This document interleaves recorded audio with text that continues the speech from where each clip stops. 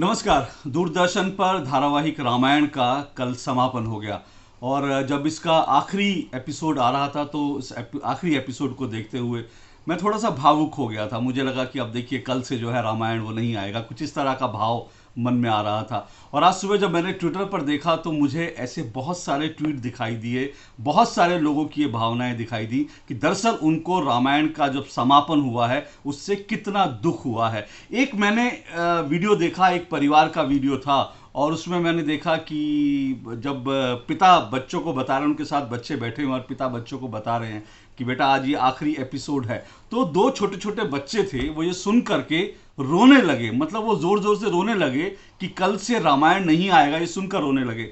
मैं उस वक्त बहुत छोटा था, 1987 में जब रामायण धारावाहिक शुरू हुआ था दूरदर्शन पर। उस वक्त सभी जानते हैं कि तमाम पूरे देश भर में जब रामायण आता था उस वक्त पूरे देश में जैसे कर्फ्यू लग जाता था, लोग अपने घरों में घुस जाते थे और गांव से जो खबरें आती थी, गांव में लोग इतने श्रद्धा भाव से रामायण को देखते थे कि जहां पर टीवी होता था लोग रामायण शुरू होने से पहले नहा धो करके पूजा करके बैठते थे और अपने जूते चप्पल जहां टीवी होता था उसके पास आने नहीं देते थे, क्योंकि उनको लगता था कि साक्षात भगवान राम से जो है उनका संवाद होने जा रहा है, साक्षात भगवान राम को देखने जा रहे हैं और इसलिए ऐसा करते थे। और उस वक्त भी मुझे याद है कि 1987 में भी 88 में जब ये सीरियल का समापन हुआ था तो सबके मन में एक अजीब सी उदासी थी कि देखिए हम हमेशा जो है भगवान राम की कथा देखते थे लेकिन अब उससे वंचित होना पड़ रहा है। ये भाव जो है पूरे देश में था और ऐसा इसलिए क्योंकि सच बात यह है कि चाहे प्रभु श्री राम हो, उनकी जीवन कथा हो, राम कथा हो या फिर रामलीला या रामायण का मंचन हो, ये सभी जो है तमाम भारतीयों के मन में जो है, उनके चेतन मन में, उनके अचेतन मन में, उनके रोम रोम में ये बसे हुए हैं। और इसीलिए भगवान राम से, भगवान राम की जो स्मृतियां हैं उनसे हिंदुस्तान को आप अलग नहीं कर सकते, उससे अलग सोच भी नहीं सकते। लेकिन बड़े दुर्भाग्य की बात है कि इस देश में ऐसे भी लोग हैं जिनको रामायण के प्रसारण से ऐतराज है, जिन्होंने रामायण का प्रसारण जब दूसरी बार शुरू हुआ लॉकडाउन के चलते तो जिनको बड़ी आपत्ति हुई। मैं कल ही जब अब तो रामायण का समापन हो गया, मैं कल ही एक पूर्व वित्त मंत्री हैं भारत के, हम जानते हैं यशवंत सिन्हा जी को, यशवंत सिन्हा जी का एक ट्वीट देख रहा था। तो यशवंत सिन्हा जी ने अपने ट्वीट करते हुए लिखा, उन्होंने लिखा कि ऐसा लगता है कि दूरदर्शन के लिए भारत जो है हिंदू राष्ट्र पहले ही बन चुका है और इसीलिए रामायण और इस तरह के महाभारत जैसे सीरियल्स का प्रसारण हो रहा है। और साथ साथ उन्होंने ये भी लिखा, उन्होंने लिखा कि दरअसल रामायण और इन सब सीरियल्स के बहाने जो सत्ताधारी पार्टी है वो अपना एजेंडा पुश कर रही है। मुझे यशवंत सिन्हा जी की सोच पर थोड़ा तरस भी आया और मुझे थोड़ी हंसी भी आई।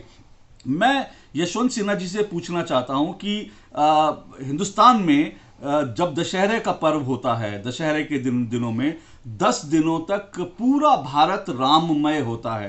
पूरे भारत में जितनी सांस्कृतिक, धार्मिक, आध्यात्मिक संस्थाएं हैं, जितनी सामाजिक संस्थाएं हैं, वो गली गली में, मोहल्लों में, हर जगह पर वो रामलीला का मंचन करती हैं, भगवान राम की जो कथा है उसका मंचन करती हैं।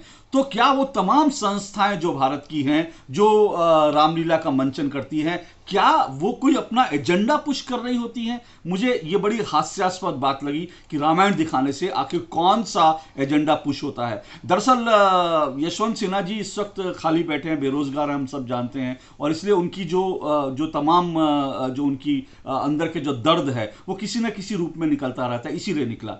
अब अगर इसी तरह से मैं कहूँ, मृणाल पांडे जी जो हैं वो देश की, उनको एक बड़ी पत्रकार माना जाता है, उनको बड़ा ऐतराज हुआ कि दूरदर्शन फिर से जो है रामायण का प्रसारण शुरू कर रहा है। उन्होंने ट्वीट किया था जब रामायण का प्रसारण होने जा रहा था, तो उन्होंने ट्वीट किया था कि घर में नहीं खाना और टीवी पे रामायण। तो मुझे उनका ट्वीट देख कर भी बड़ा अजीब सा लगा, क्योंकि वो खुद प्रसार भारती की अध्यक्ष रह चुकी हैं। उन्होंने 3 से 4 साल प्रसार भारती की अध्यक्ष पद पर रही और उनके अध्यक्ष पद पर रहते हुए उन्होंने प्रसार भारती में और दूरदर्शन का किस तरह से उन्होंने बंटाधार किया था। और मुझे याद है कि उन्होंने अपने पूरे कार्यकाल में शायद कोई भी ऐसा काम नहीं किया होगा जो दूरदर्शन प्रसार भारती के हित में हो। और आज अगर दूरदर्शन फैसला करता है एक ऐसे सीरियल को दिखाने का जिसको देश देखना चाहता है, तो उस पर वो सवाल उठाती है, उंगलियां उठाती हैं। दरअसल इनकी सोच से मुझे ऐसा लगता है कि कहीं ना कहीं मृणाल जी को, क्योंकि मृणाल जी ऐसी एक पत्रकार रही हैं कि देश में सरकारें कोई भी रहती रहें, उनके हाथ में सत्ता उनके हाथ में रही है, बहुत ताकतवर वो पत्रकार रही हैं। तो आज उनके हाथ में वो ताकत नहीं रही है और इसीलिए शायद उनको इस बात का बहुत दुख है, बहुत दर्द है और उनका दर्द इस रूप में निकल रहा था। इसी तरह से सागरिका घोष जी हैं, वो भी एक पत्रकार हैं। उन्होंने बड़ा ऐतराज़ जताया, उनको भी बड़ा ख़राब लगा कि रामायण लॉकडाउन में दिखाया जा रहा है। और भारत के एक बहुत वरिष्ठ पत्रकार हैं, जाने माने पत्रकार रवीश कुमार जी ने कहा कि रामायण का मैं विरोध नहीं कर रहा, लेकिन रामायण आप दिखा रहे हैं और किस लिए दिखा रहे हैं, और देश में इतनी इस वक्त जो है लोग जो हैं, किसानों की फसलें खराब हो रही हैं और देश में मजदूर जो हैं वो अपने घरों के लिए निकले हैं, बहुत बुरी स्थिति है और ऐसे में रामायण दिखाई जा रहा है। और इसी लाइन पर कांग्रेस के कुछ नेताओं ने भी ट्वीट किया था। तो पहला मेरा इन नेताओं से जो है ये सवाल है कि आप अगर इतिहास थोड़ा सा जानते हैं और अगर समझते हैं, और मैं मृणाल पांडे जी से भी ये जानना चाहूंगा, उनसे भी पूछना चाहूंगा कि आप राजीव गांधी जी जो स्वर्गीय प्रधानमंत्री देश के हैं, राजीव गांधी जी के समय में आप सत्ता की मलाई आप खूब खाती थी, लेकिन मैं जानना चाहूंगा 1987 में जब पहली बार रामायण का प्रसारण शुरू हो रहा था, तब क्या उन्होंने राजीव जी से भी ऐसे सवाल किए थे कि घर में नहीं दाना और टीवी पर रामायण? मैं इसलिए ऐसा पूछ रहा हूं क्योंकि 1987 में रामायण शुरू हुई, उससे पहले 1986 में देश में भयंकर अकाल पड़ा था। करीब करीब देश के 267 जिले थे, उन 267 जिलों में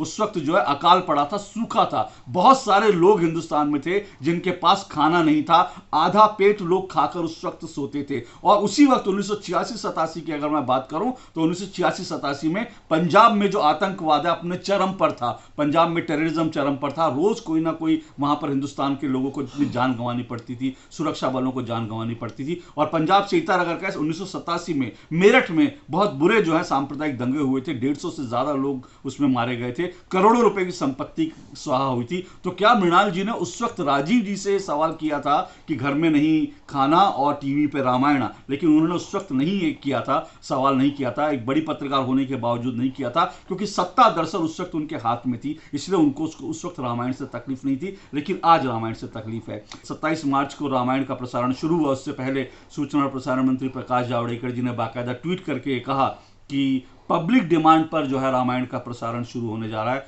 तो रवीश जी ने उनसे एक सवाल पूछा था कि कौन सी पब्लिक है? रवीश जी ने कहा था कि बिना आप घर बैठ के अंदाजा लगा लेते कि पब्लिक की डिमांड है। उन्होंने कहा कौन सी पब्लिक डिमांड कर रही है?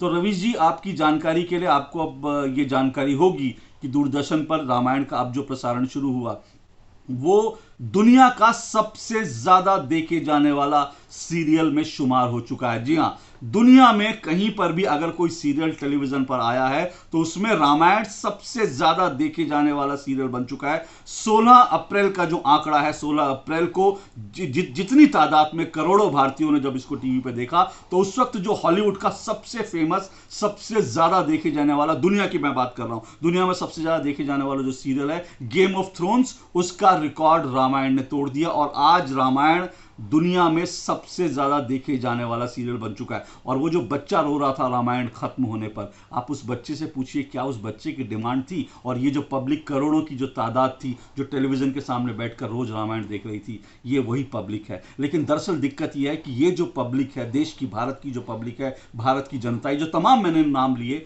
ये सब देश की जनता से कटे हुए लोग हैं। देश की जनता क्या चाहती है ये समझ नहीं सकते हैं, ये समझते भी नहीं है, इसीलिए इस तरह की ये अनर्गल बातें करते हैं, इस तरह का प्रलाप करते हैं। और इनको सिर्फ एक ही बात समझ में आती है कि हर चीज पर विरोध करना है, और अब विरोध के लिए कुछ मुद्दे नहीं बचे तो रामायण का भी विरोध कर दो। दूरदर्शन पर रामायण को जो लोकप्रियता मिली, उससे यह साबित हो चुका है कि ये जो लोग सवाल उठाने वाले थे, ये दरअसल हिंदुस्तान में हाशिए पर बैठे लोग हैं और इनको जनता की, भारत की नब्ज पर पकड़ नहीं है, इसीलिए इन्होंने रामायण पर सवाल उठाए। अंत में चलते चलते यशवंत सिन्हा जी के लिए एक बात बताऊं, उनकी जानकारी दे दूं, क्योंकि वो बहुत वैसे तो बहुत पढ़े लिखे व्यक्ति हैं, देश के ब्यूरोक्रेसी का हिस्सा रहे हैं और देश में इतने बड़े पद पर रहे, वित्त मंत्री रहे, लेकिन उनकी जानकारी शायद नहीं है। जब वो कहते हैं कि रामायण से हिंदुत्व का एजेंडा पुश होता है, तो ये बात भूल जाते हैं कि इंडोनेशिया जो है वो दुनिया का, वो पाकिस्तान से भी ज्यादा मुस्लिम पॉपुलेशन वाला देश है। एक ऐसा देश है इंडोनेशिया जहां पर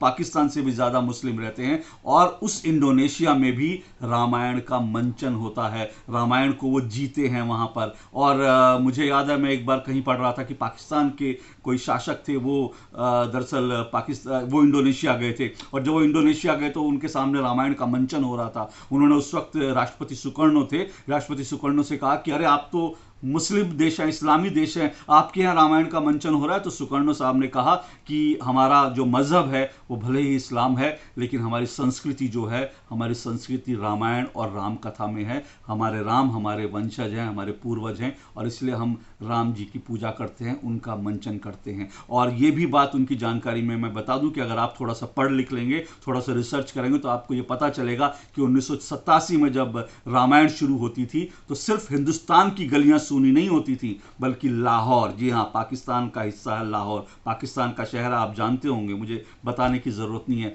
लाहौर में भी गलियां सुनी हो जाती थी रामायण को देखने के लिए। तो राम कथा का, रामायण का ये जादू है। लेकिन आप लोगों ने इस पर एक बार फिर से सवाल उठाकर ये दिखा दिया कि आप लोग दरअसल हाशिए पर बैठे लोग हैं, और आपको हिंदुस्तान की जनता के मन में क्या है, हिंदुस्तान की जनता क्या चाहती है, इसकी आपको कतई समझ नहीं है। तो दोस्तों, आज के लिए इतना ही। जय श्री राम।